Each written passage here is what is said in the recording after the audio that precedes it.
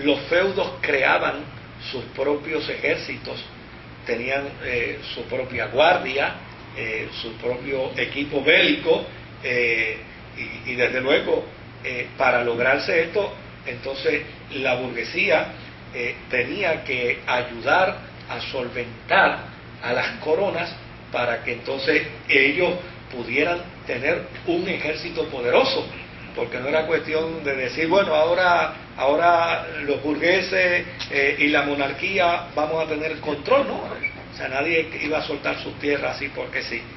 Esta gente, pues imagínense, todos los que vivían en Río Piedra estaban bajo un feudo, y ese señor decía, ahora tenemos que prepararnos porque tenemos que enfrentar precisamente a la corona y a la burguesía que nos quiere invadir. Entonces los burgueses tenían que proveerle a las coronas una cantidad económica fuerte para crear todo ese sistema político. Pero desde luego los burgueses sabían que a la larga eso iba a generar en ellos un beneficio económico mayor. Esto a grandes rasgos, ¿verdad? Porque no podemos entrar en un tema extensísimo. Desde luego hay otro elemento que se junta en el siglo XIV y en el siglo XV. Es el elemento de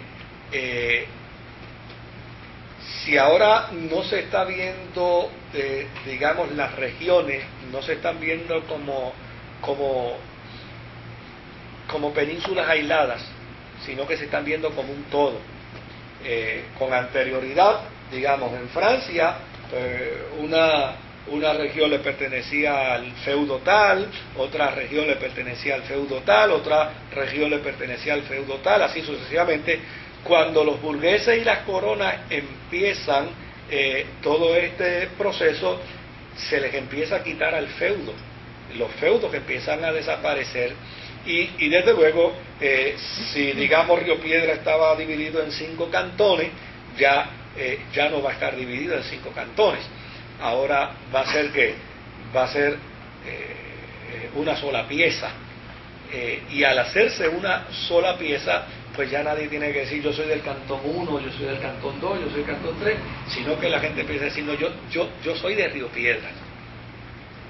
O sea, ese concepto de alguien que puede decir no, pues yo soy de Río Piedra, pero soy de Monacillo, yo soy de Río Piedra, pero soy de Capetillo, pues eso empezó a eliminarse. Claro, eso empieza a generar una nueva concepción en la psiquis de la gente, y es la concepción del nacionalismo.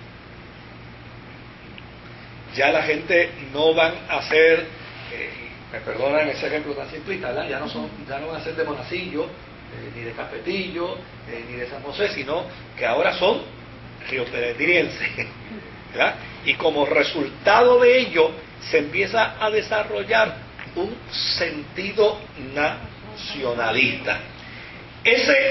Eso abona a una concepción de estados modernos, donde por ejemplo Francia, Inglaterra y los países escandinavos fueron los primeros en quedar unidos bajo monarquías fuertes. España tardó hasta fines del periodo que estamos estudiando, más o menos a fines del siglo XIV, pues no fue sino con el matrimonio de Isabel y Fernando que empezó entonces a crearse una conciencia de unidad nacional. En el caso de Portugal, Portugal era una monarquía. Al empezar este periodo, y la corona fue aumentando su poder paulatinamente frente a los nobles. En el caso de Alemania y de Italia, estos tardaron más tiempo en lograr la unidad nacional.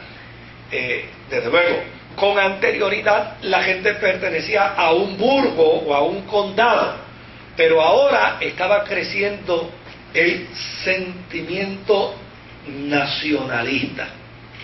Y desde luego, al empezar a crearse un sentimiento nacionalista en estos primeros países, tanto en Francia como en Inglaterra, como en los países escandinavos, esto empezó a provocar también que otros pueblos empezaran a mirar esa era como una era favorable para ellos.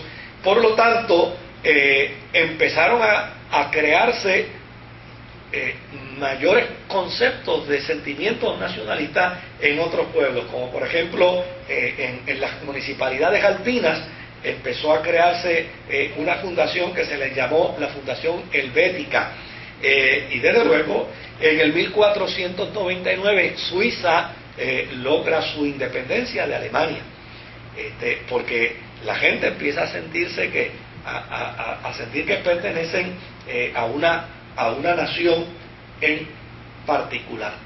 Tales sentimientos nacionalistas, cada vez más comunes en la Europa del siglo XIV y del siglo XV, militaban con relativa unidad que se había logrado en épocas anteriores, pero en esta ocasión se lograban para crear la unidad nacional. Claro, ¿qué beneficiaba o afectaba al papado este nuevo concepto de nacionalismo?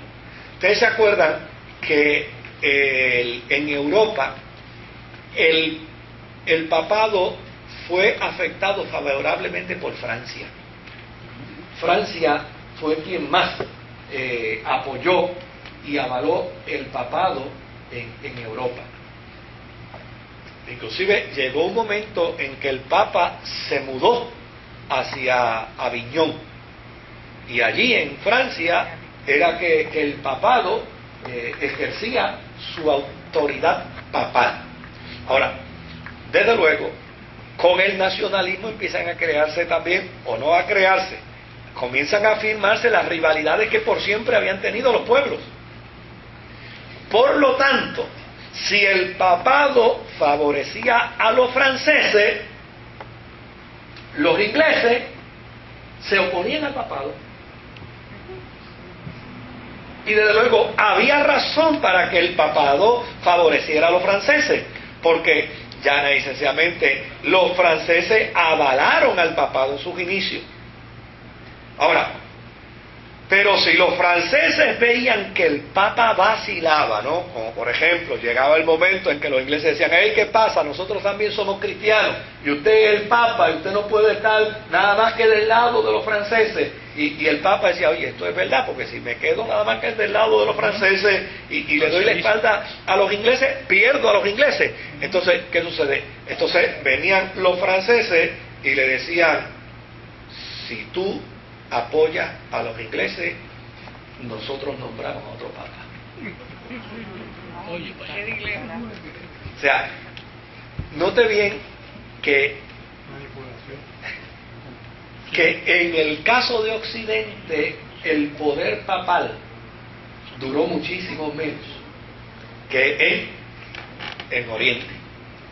Y lo que es interesante es que en Oriente el poder papal siempre estuvo subyugado a la monarquía. En el caso de Occidente fue al revés. En el caso de Occidente, cuando las monarquías empezaron a afirmarse, el papado estaba ya en la cumbre, pero no le duró mucho tiempo. No le duró mucho tiempo al papado esa posición. De hecho, todavía en el siglo XIII y en el siglo XIV, en Oriente, el papado seguía, claro, con una fortaleza relativa, pero seguía con fortaleza. Y su fortaleza precisamente estribaba en que el papado nunca aspiró en Oriente a ocupar el Estado. Acá fue donde se pretendió ocupar el Estado. Sin embargo, no duró